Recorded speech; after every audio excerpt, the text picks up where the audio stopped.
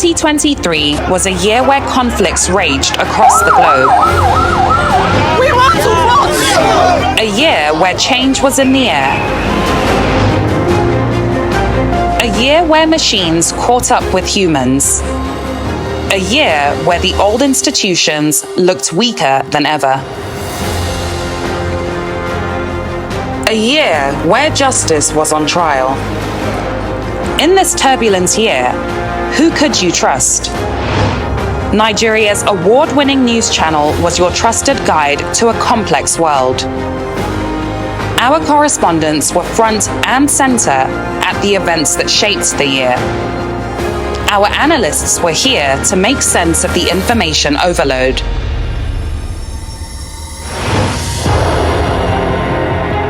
And now, we look back at the events that made 2023 as Nigeria marches on.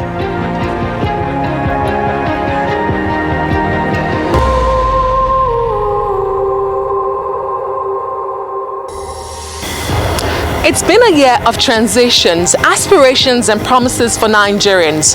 Indeed, every year typically has a defining moment. And in May 2023, Nigeria witnessed a notable moment in her political history as President Muhammadu Buhari handed over power to the newly inaugurated President Bola Tinubu. Here's the flag. Voilà. National and defense flag being presented. Voilà, Monsieur Buhari. Très bien. New President of the Federal Republic of Nigeria, His Excellency, President Bola Tinubu. But the February 2023 elections in Nigeria were far from smooth, marked by high contention and heavy polarization along religious and ethnic lines. The major opposition political party faced internal strife, ultimately failing to secure enough support to reclaim power after an 8-year hiatus. The Independent National Electoral Commission declared Bola Tinubu of the All Progressives Congress the winner of the fiercely contested presidential election. Tinubu polled a total of 8,794,726 votes.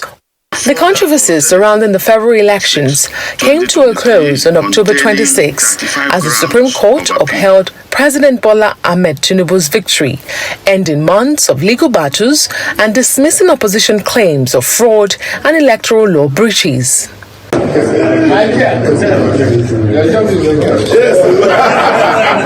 With nearly 19 million eligible voters in Africa's largest democracy, the anticipation for a new leader to address insecurity, economic challenges, and growing poverty was palpable. President Tinubu's administration, characterized by bold yet contentious decisions, started with a groundbreaking policy announcement on day one. The first subsidy is gone. The simultaneous actions of subsidy removal and exchange rate unification stirred a mix of reactions, garnering international support while facing domestic criticism. I took this opportunity to pass on our congratulations on his election and to commend him on the important reform program that he has set about, which we believe will make Nigeria an even more attractive destination for UK inward investment. I commended him for a lot of the things he's doing early in his term. Not easy. Macro fiscal reforms and stability are very important. He's very determined to do the right thing, and I think you will find the World Bank supporting him with not just financial aid, but also with knowledge and thinking around how to create the right regulatory policies and fiscal policies. So we had a very good discussion.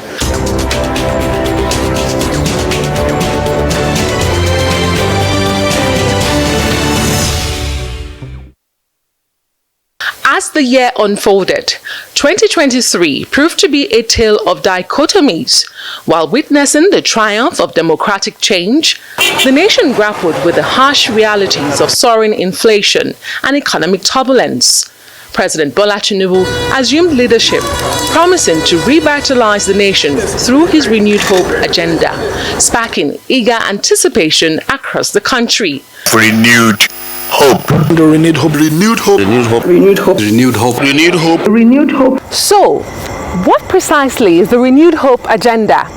In a nutshell, the president has outlined 8 key priority areas for the nation. Let me explain. Food security. The focus here is on promoting economic growth, job creation, and eradicating poverty by ensuring there's enough food for everyone. An ambitious plan to rev up the economy, create jobs, and bid farewell to poverty for good. Economic growth and job creation. The aim of the president is to foster economic growth and to improve the overall development of the country. There's also access to capital. This is to unlock financial doors to spur growth. Picture a nation where everyone, especially women and young people, play a vital role in everything that the government does. Well, that is the 5th priority area for inclusivity, drawing on all skill base. Security is another priority area with a promised commitment to defending the nation from terrorism and all forms of criminality, ensuring the safety of citizens. Fairness and rule of law. Pledging to govern impartially, following the Constitution and upholding the rule of law for a just and equitable society. And finally, a commitment to stand firm against corruption, discouraging it, and empowering anti-corruption agencies to be more effective and efficient. While all these look inspiring, the challenge lies in translating these aspirations into tangible realities for all Nigerians. You know, the government inherited a lot of things, a lot of problems, even financially wise. The previous government, which is part of our own party, had done a lot of things to make sure that the country survived. Like, for instance, now selling oil as future, collecting the money and spending it on development projects. So by the time this government came in, and of course, the government had to maintain a regime of fuel subsidy. So there were problems, but those problems are being papered over. So the Tinubu Adesuwa came and said, look, why are we shying away from confronting problems? And that's why the government from day one said, look, let's confront these monsters that the country has been dodging and refusing to face. And that's what informed that first policy statement, that oil subsidy has gone. The government was not, of course, knew that what it has tried to do or what it did that day will create a lot of problems. And I can assure you that the government has been trying to see what can be done to really wrestle with the problems that came out of that policy statement. You are somebody who interacts with him. What does it tell you about, what has it said to you so far about the feelings or the pulse of Nigerians who are waiting, who are tarrying, like you said, until this renewed hope translates into tangible results? Is the president concerned? Apart from watching the TV, the president also has a form of habit for many years. When he wakes up in the morning, the first thing he does is to devour the papers. He reads all Nigerian papers. And so he's constantly aware of what people are saying out there and he's getting that feedback about government policies. He is a very compassionate person. He cares about people. He knows the pains that they feel. All the programs that he wants to implement, they are meant to really improve the life of our people. It's not a man who wants to deliberately bring pains onto them, but to make sure that at least things are done to improve the lifestyle of our people. Under the previous administration, Nigerians had this perception. I think most of it at times very wrong, that the government did not do anything. So the incoming administration has to find a way to heighten this up, that no, things are not totally bad, we can rectify a lot of things.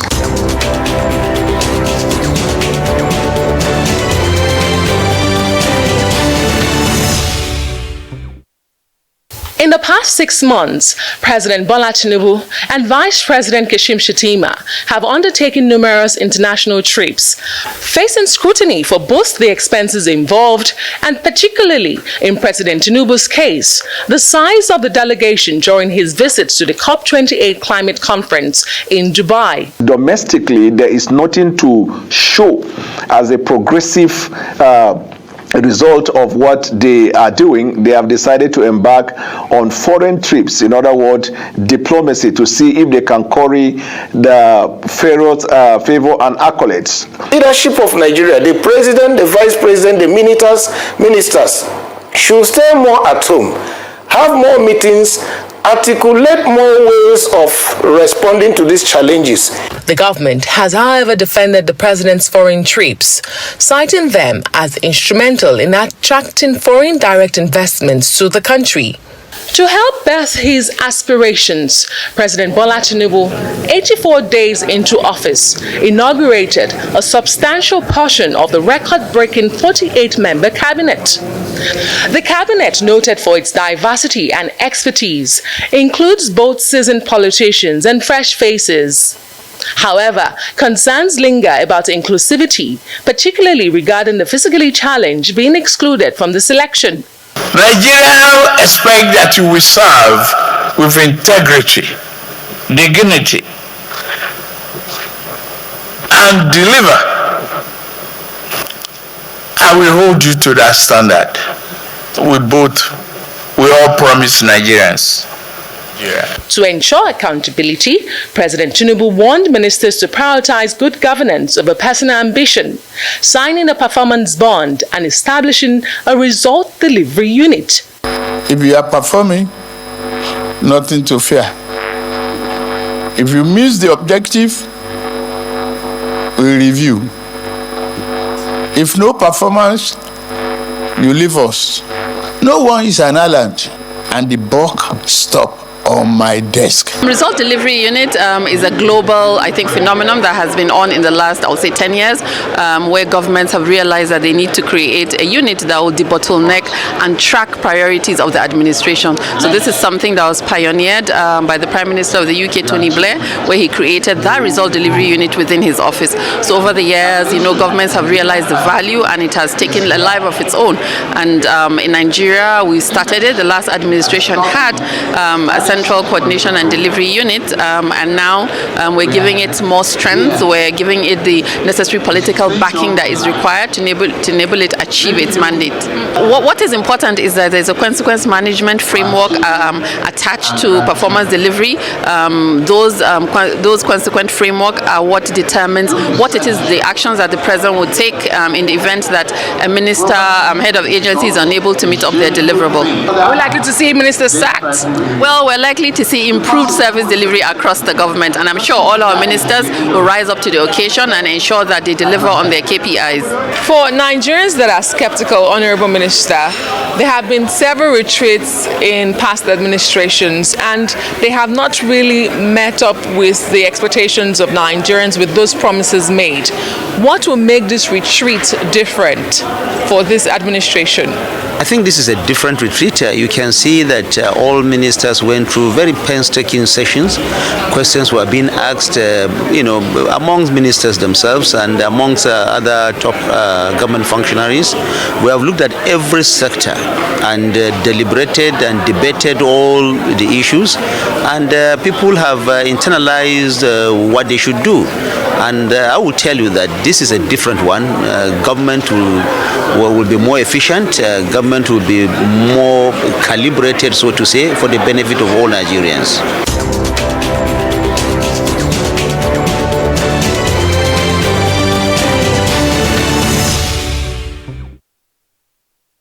Focusing on pivotal sectors such as infrastructure, education, technology, security, and the economy, assessing the agenda's success in the first 7 months remains a complex task.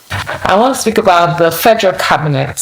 And we know it's a record-breaking 48 ministers we have. What was the thinking behind this by Mr. President? He felt that it was not the right approach of previous administrations, for example, that had a minister of power, works, and housing, for example. And you have other ministers who are ministers of state in various ministries who may not even really have a mandate, not even have a clear set of responsibilities. He's now said, look, let's enhance specialization. Let's give housing to one person. Let's give works to one person. Let's give power to one person. Let's split up the old Ministry of Humanitarian Affairs, Disaster Relief, and all of that, and put that into multiple ministries. And you saw that across the board. His belief is that if we have one official dedicated to one assignment, ultimately the deliverables to Nigerians will be better, the performance will be better, and it will be easier to measure when you have one person facing one set of responsibilities. And he says that, in his view, that will also enhance accountability, because you can no longer hinge your underperformance on this notion that you are being overburdened with multiple responsibilities. I was wondering if Mr. President has whispered to you, has told you about his favorite minister, but more importantly, how is he evaluating their performance so far? The president is clear that you will be in office on the basis of your performance, and you will be out of office on the basis of your failure to perform. And he's saying that if, as we move forward now, we have a special advisor to the president on policy coordination in the person of Mrs. Hadiza Bala Usman, who everybody knows to be a no-nonsense, tough, gritty personality who is very brilliant and very attentive to detail. Somebody who is not afraid to step up against a governor, a minister, whoever it is, and say the right thing when it needs to be said. This is the person that Mr. President has essentially anointed as the class prefect. She's the one who's going to report everybody who's underperforming. She's the one who's going to be monitoring across MDAs who is doing well, who is not doing well, who is middling. But it's not about targeting people. It's about making sure that the performance indicators, the key performance indicators and the benchmarks that were set during the ministerial retreat are lived up to. Only thing that matters to him now is leaving a legacy for Nigerians that everyone understands to be the culmination of our desires and aspirations to have a country that is great, to have a country that is amongst the world's leading in terms of economic size, in terms of how it's respected around the world, and in terms of peace and security. This is his focus, and nothing's going to detract from that. What is the message to Nigerians going into 2024? What should they be expecting from the administration?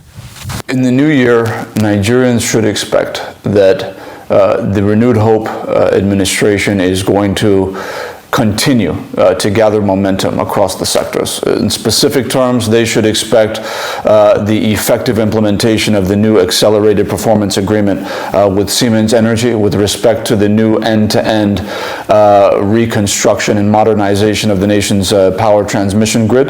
That's going to be important in terms of making sure that the thousands of megawatts in stranded electricity are now making its way seamlessly into the homes and industries of Nigerians.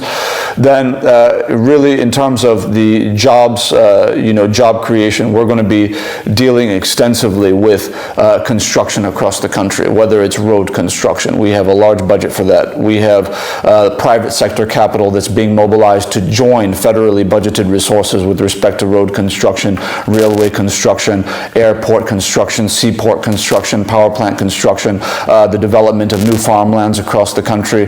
These are all measures that are not only going to create jobs, but expand our revenue base and ensure that we're making the investments in sustainable infrastructure that will be basically the foundation of the future of our economy.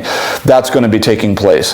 Furthermore, the event held recently where the president, signed on to the new health sector reform investment initiative, in which you have every strata of the governance architecture of the country now signed on, federal, state, and local, ensuring that all hands are on deck to make sure that primary, secondary, and tertiary healthcare are finally fully funded, not just with government budgeted resources, but obviously with private sector capital as well. This is a major thrust that we are very optimistic will finally be effectively and competently implemented under the leadership of the Coordinating Minister of Health and Social Welfare, Dr. Ali Pate. There's a lot to look forward to.